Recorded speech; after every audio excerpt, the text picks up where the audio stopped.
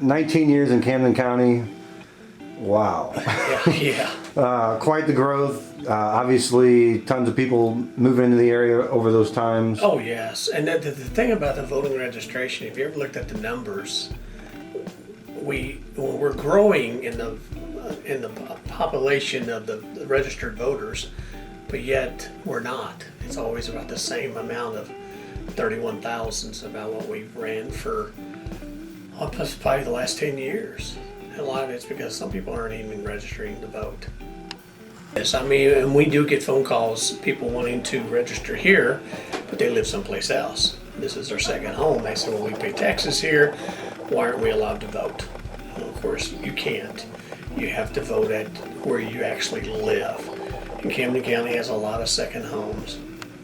We have a major growth going on, but the voter population isn't. The voter population is not keeping up with the growth that we have. We may have 20 people register to vote today, but then we may have 20 to take out that they've moved away. It just never seems to actually grow like it should.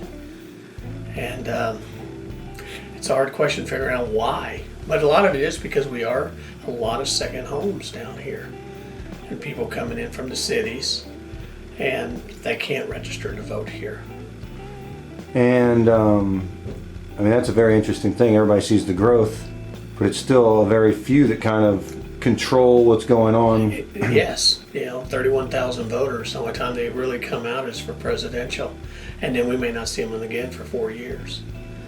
A typical April election we just had was 13.8%. Now, laugh if you want, that's kind of on the high side for us. I've seen it less than 10%. And you got to realize that there's a lot of important things that these people are voting on. School boards, city races. I mean, that's important. They're dealing with a lot of money. Like the presidential election we just had. Right. Obviously, a lot of people very motivated on that, whatever way. But can you talk about those numbers and how? Well, this last presidential, there was almost a little over 79% voter turnout, which is great. Really, I was hoping to get over 80 with this one. 79 is what we had the last presidential between Trump and Clinton. And I thought this one might even be more than that. But we still hit 79 point something. That's still pretty high compared when you compare it to other elections. Yeah, again, every 4 years, people come out and vote. And then you may not see them again for another 4 years. Absentee voting is always high at 50-some hundred absentees, which is good. April, I think we had 200 and some. But a lot of that's because a lot of what we call snowbirds aren't back yet. So they request absentee. Yeah, it's kind of what sparked me to call you was just the importance of these other elections. I mean, they are. We had mayor races and, like you said, the school board. A lot of aldermen. A lot of aldermen. The mayor's race, a write-in candidate. You hardly ever see that, especially to win. A lot of times we'll tell people, boy, write-in's tough to pull off. Well, we just seen that it is possible to do that. School boards, if you're talking, they deal with $55-60 million just from the county. Taxes. Turnout needs to be higher. It really does, because that is so important. Mayor's races, Camden had a mayor's race. Turnout doesn't show it though. It's a very low turnout. Yeah. And it's a shame because the cost is there. I estimated, I think it was 41,000. Came in at 36.5. By the time everything was paid out, of course we refunded back because it's not a money maker. I mean, it's not to make money for the county. We have to collect the money and then we pay it back that we don't spend. And of course we get audited by our county auditor too to make sure we're not doing anything we shouldn't be doing. But the cost is so expensive. Presidential, that thing will run 70,000, 80,000. The more that they put on the ballot in Jeff City, the more the cost keeps raising. So it's expensive. I think it's figured out. I got the numbers figured out at $1.18 per voter on this last election. which that's only, you know, like I said, 36.5 is what it came to. So at that number, that's with the 19% or the 13% that voted. Yeah. Because the cost is, the ballots, the printing, the computer part of it, and then we charge, you've got to charge a rental on the equipment because you got to replace this equipment. It's like everything, it's a computer. We'll probably, we replaced a handicap machine last year. Most likely replace the other one either later part of this year or next year. You're talking, $170,000. So, you just keep your rental fees, you just give it to the treasurer and they put it in the account and you just let it keep building because you're going to have to replace this equipment. I don't know if the voters notice how slow it's getting when you put your ballot in, and that's because of the software is more advanced than what the system is, because we've been using the same system for probably 10 years, and that's about the life expectancy of life of one of those machines. So we're going to have to replace that. Can you talk about that? Just how many polling places Camden County has? And at one time we had more, but with the cost of everything, I had to consolidate. Osage Beach had 3 polling places separate, combine them all into one. Sunrise Beach, we had one at Wilson Bend, and we had 2 in Sunrise Beach. So I combined 3 into one up there too. So that does save money. That's 4 less machines that we have to put out into the polling places. Now Osage Beach, I still put 2 machines. Horseshoe Bend, I put 2 machines. Sunrise Beach, I put 2 machines. But Sunrise Beach also has another polling place up there, the First Baptist Church. So you've still got, 2 up there where you would have had, 3, 4, you'd had 4. So, or 5, you'd had 5. The cost is why we do this. I mean, because it is so expensive. If it's presidential, we got to use both machines, the ADA machine and the other machine. You're talking almost $10,000 just for those 2 machines to be sitting there. Yeah, that's interesting. Yeah, I mean, people don't realize how much for a small county, and we are a small county compared to Springfield and some of these others. We probably have a total of, I'd say with everything, probably close to $350,000 tied up in voting equipment, which is a lot of money. Yeah. And we keep very good track of where everything's at.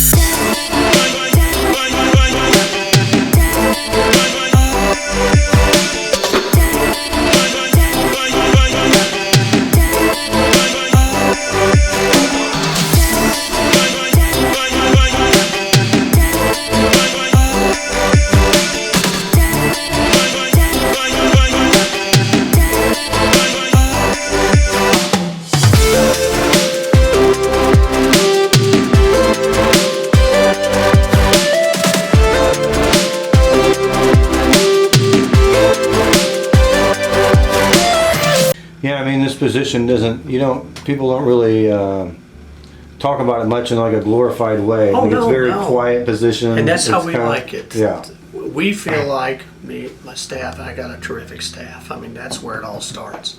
It's the staff. And we feel like if we're not in the newspapers or in the media, then we're doing something right. Mm-hmm. Yeah, for sure. The quieter it is, the better off we are. Mm-hmm. And that's what we try to do. We try to be low key, just go do our job, get everything ready for the elections, and hopefully everybody's happy.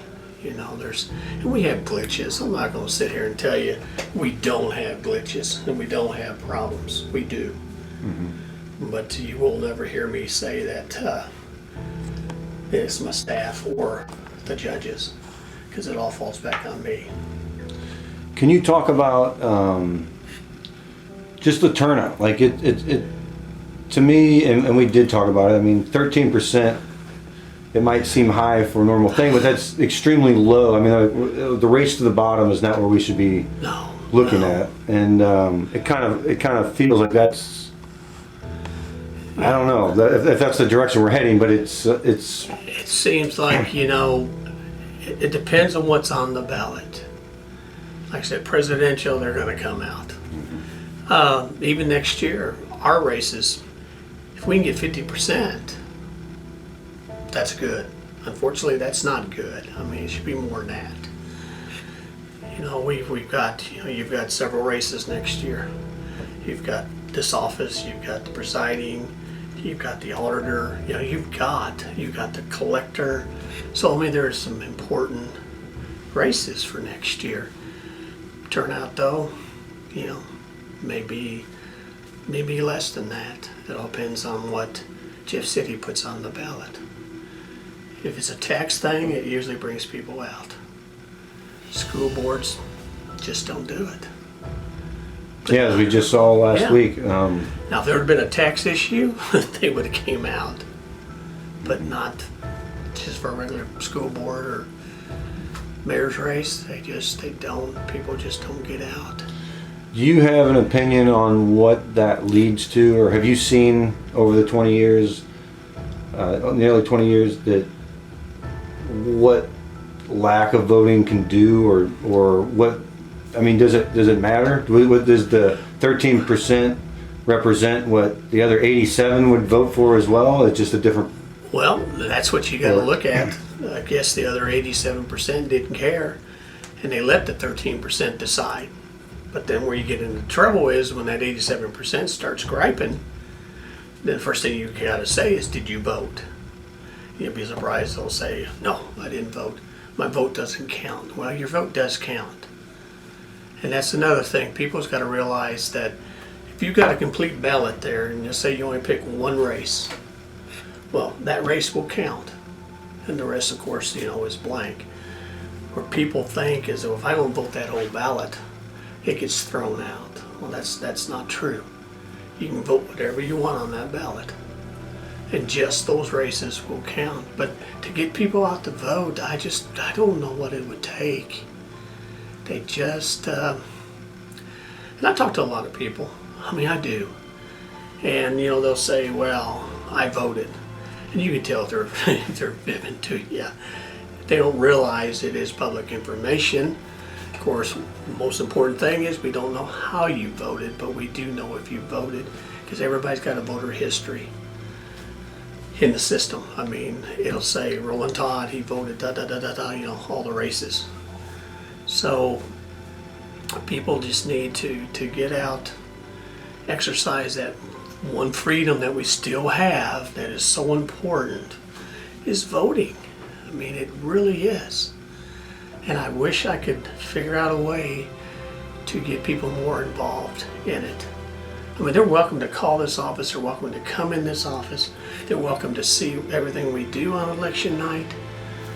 We used to have the hallways filled with people. We don't anymore. Election night, it's just my staff and the judges coming in. Nobody comes up here like they used to. We used to have it on the third floor. I was going to do the big screen, you know, and have a big showing, and nobody showed up. So we just stopped doing it. Yeah. When I ran the very first time, and I didn't find out till 3:30 in the morning that I won. There was still a lot of people here in the hallways. We were all sitting up front, you know, at the courthouse, and you don't see that now. Do you think, so I mean, I'm a little younger than you, obviously. Oh, yeah. But I remember in 2000, I was in I was graduating. When was it? I guess it may have been Yeah, you're young. the 04 election. But I remember being in Warrensburg and being at the courthouse. And I think it was a lot of that was, you know, the internet really wasn't pushing that much. Right. Then. You didn't have the Facebooks, you didn't have all that. So people were at the courthouses then to get that information, whereas now... Now we put it on as soon as somebody walks in from one of the election judges from a polling place, we take that TM, give it to Krista out there, she downloads it, so it's already out. I mean, people can sit at home and watch it, or they have their parties and they can watch it that way. Can you talk about just that little bit of process there from, you kind of mentioned it, you go out in the morning. Can you just give us a breakdown on what you do like that day, I guess? On election day? Yeah, just a short. Usually what I'll do is, phone calls will start coming in at 5 o'clock. I mean, it does. And they're Asking for, well, I didn't find this and this in my bag. And we'll say, well, did you open everything up? Or I don't have all these different ballot styles. Because there's we had one polling place that had 22 different ballot styles. So they got to really keep those separated and everything. A lot of times they won't put them out, behind them on a table. They'll just take it, open the box, and it's things like that. Or I don't have, the biggest thing that we had this last election was I voted stickers. We still use the pins. Just for safety reasons. A lot of people wanted I voted stickers. So probably the next election we'll probably go back to them. Box up the pins for now, but eventually we're going to have to use them. I mean, I like the pins. I mean, to me it was a very cheap way, and they didn't have to be sanitized after every voter. You took it with you. But we had some that just left them, so we took them. They brought them in a baggie. We sanitized them, and I'm not going to throw them away. We'll sanitize them and put them back out. But so that's the most important thing that we do, like on election day. I try to hit almost every polling place just to make sure there's no problems. And plus, I like seeing the judges, and I like seeing the voters. I go in. I don't have, I don't wear nothing that says county clerk or nothing like that, because sometimes people won't talk freely. I want to know if there's a problem. If you don't tell me, like the problem we had that one day, okay, if somebody doesn't tell me, I don't know, because it may be taken care of by the time I got there. So like when you came in and told me that, I mean, I need to know if somebody's not happy out there, because those judges are the most important thing on election day, because they're the first ones to meet the voters, and they work for this office here. So please, if you have a problem, please call me, so I'll know. Or if the judges are rude, I definitely need to know that. But we've got some good ones. I mean, we do. They're polite. They try to take care of you, and because I don't hear nothing. Once again, that's a good sign.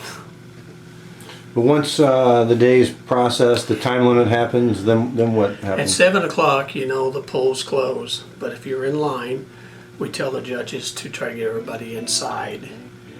If it's a smaller polling place, which we haven't had that kind of a problem for several years, but you get them inside, you lock the door. After 7 o'clock, nobody else can come in, but everybody in line has the right to vote. Then what they'll do then is, after they're done, they'll close the machine down.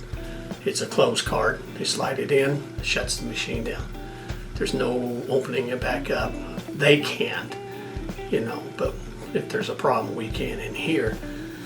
And then everything's on a TM. It's a little TM. All the results come in on a TM, like this one right here.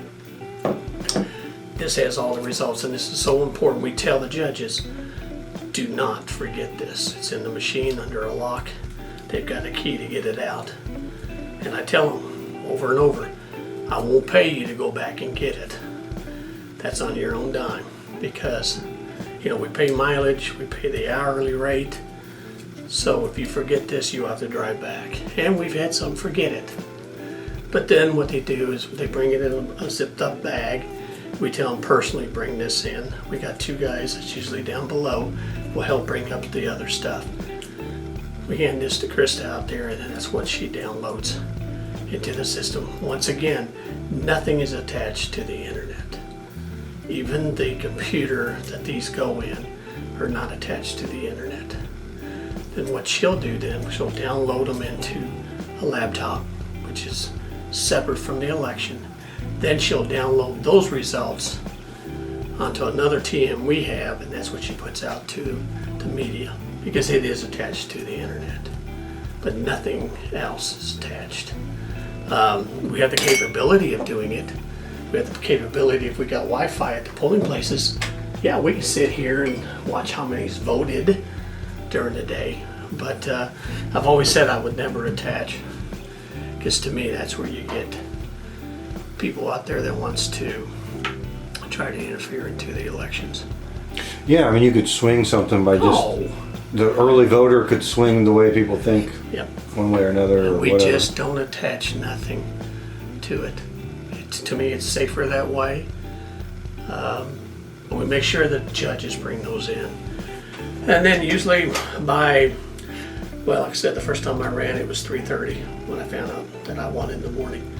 Now we're out of here 9:30. And that's probably 15, 20 minutes that we just sit here and take a deep breath. It's over with, because it is a long day. We get here, well, like this last April, I was here at 4:30 in the morning, because I know the phones are going to start ringing and the staff starts coming in at 5, and then we don't get out of here till. I mean, it's like a Super Bowl for you guys. It really is. To me, it's exciting. All the other stuff we do, I tell the girls, you can handle all that. I love elections. But I'll tell you, those 3 days, because we deliver on a Monday, got the election Tuesday, and we pick up everything on Wednesday. By the end of Wednesday, I'm wore out, especially now. I mean, my endurance isn't there like it was, but my staff, like I said, if it wasn't for them and the judges, the election judges, man, Camden County wouldn't be able to. And I think that Camden County does. I'm talking for them, does a great job, because I don't hear no complaints. And once again, that's a good sign. But people need to realize voting is important. Your vote does count. They got to get out. They got to get out and vote, especially the younger ones. I mean, we still have that. My age still votes. I mean, that's the biggest majority of our voters. When it came time to re-roofing one of the Lake of the Ozarks' most amazing developments, Thompson Roofing was there every step of the way to get the job done. From the initial contact to the follow-up with the insurance companies, Thompson Roofing will be there with you throughout the process. Our skilled team has the knowledge and equipment to make any job possible. Specializing in commercial and home roofing, we're locally owned and here to serve. Give us a call and let one of our friendly staff assist you, or visit us anytime online at thompsonroofing.us. Can you kind of maybe I mean, you probably know the numbers on all that stuff on the ages that are voting in this area? I mean, is it? Do you know that? We really don't have it. All we see is what goes to the polls. Yeah. That's about what we see. So there's no demo on as far as like it is the retirement community that's. Pretty well. I mean, you can see it by just standing. Well, and you front. can tell what parts of the county, like I'll use Horseshoe Bend. Now, when I go down there during the day, I mean it's older, the older generation that you see a lot of them voting. Osage Beach is the same thing. Sunrise Beach, same thing. Now the rural areas, you'll see a lot of more of the younger voting, but certain parts of the county, you pretty well know who's going to vote. Absentees, usually all the older people vote absentee. No, it's a very unique community. I mean, over in Sunrise Beach, I don't know if there's still got it going on, but that Horseshoe Club. I was over there one day. There was like 70 guys. Like, where are 70 guys standing around in the park anymore in this day and age? You know? Right. But they have the time, and it's the community that allows that to happen. And it's just interesting what is being voted or it determines on what's on the ballot. Mm-hmm. Like I said, if it's a tax issue, you can pretty well and then we have to gauge what kind of turnout we're going to have to order the ballots, because you never want to run out of ballots. Unfortunately, sometimes you have quite a few left over, especially on presidential. You never want to take less than 100%. And by statute, you are supposed to 100 plus, you know. But I don't like waste. And I know that's hard for people to believe that somebody in government worries about waste, but I truly do. Because once again, it's my taxpayer money too. I pay taxes, and I don't want to see it being shredded, these ballots. April, we've got, like I said, 13%. I think we ordered, I don't know, like 35%. So that tells you how much waste we got right there. And I truly thought that these school board races would have brought more voters out. I really did. Have you seen, and I mean, this I guess this is probably an opinion thing, or maybe, but just in your being in this position, what happens to communities when you have low turnout rate compared to? Well, you know, we lost a couple of our cities since I've been in. We lost Max Creek. You know, they dissolved. A lot of it was because they couldn't get people to run for the city races. Climax Springs is another one. Same problem. They couldn't get people to run. I had a phone call from Stoutman. They wanted to kind of know what the process was. You know, I'm not for sure if they're going to do it or not, but they were talking about seeing, you know, going to a lower class city, and then they talk about going to a village. And people don't vote. I mean, you can see what happens. I mean, and then people don't run. That's probably the biggest thing, is who's running for office. Also determines on, because there's some people think, oh, he's running, he's going to win, and I'm not going to vote. But as a candidate, I want to see how many votes I get, because that's the only gauge that I have if I'm doing a good job, is how many people voted for me. And I know that's the way the other candidates feel too. You know, we want to know if we're doing a good job. Yeah, I guess what really sparked what, you know, coming in here with the school board in particular, I mean, I heard a lot of people saying this is what the voters wanted. And it's like, when you only have 13% of the population voting, is it really what they wanted, or is it based on just those that had voted? And it's a very strange time. I mean, I know you don't have the answer or nothing, but it's a very strange position to be a leader in when your community doesn't step up, really. Get out and vote, yeah. I mean, yeah. I mean, 13% is hard to gauge anything by. I mean, it really is. To say, oh, this is what they wanted, the people wanted. Well, even for our races, you still think, man, that's not a very good turnout. I mean, we deal with, well, we don't, but let's say the commission, I mean, they deal with a lot of money. You know, they're the controller of the money. But once again, it depends on what race it is and how heated it gets. You know, we like to be under the radar, as I said earlier. We do. I like to just sneak through the election, not have anybody run against me. But if you do, you take it. You know, you just try harder. We'll see what happens next year. That's the part I don't like about, is when I have to run for re-election and have to run the elections, because you got to try to keep that separate, you know. And sometimes it's a little tough, because some people put you in a situation where you have to answer some questions, but then you don't want to feel like you're using your office to answer those questions. But unfortunately, if you're incumbent, that's what you got to run on. You have to run on what you've accomplished. When I came in, you know, we had punch cards, and we were like 4 counties left in the state that had punch cards.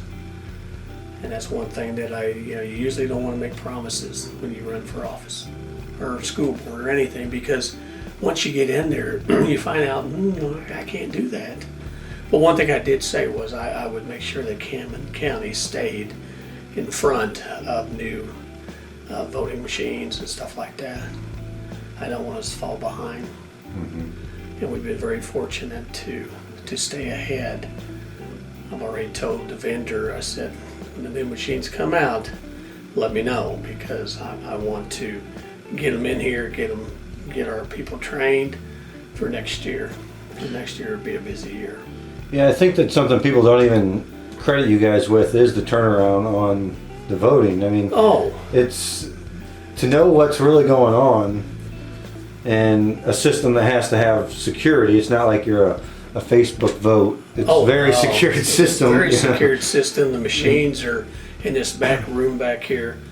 You can't get to them unless you come through our doors. I mean, that's just, we keep those stuff like that very close to us, because those are the important things. I mean, we do training on the machines, of course, and we also do certification on the machines before every election.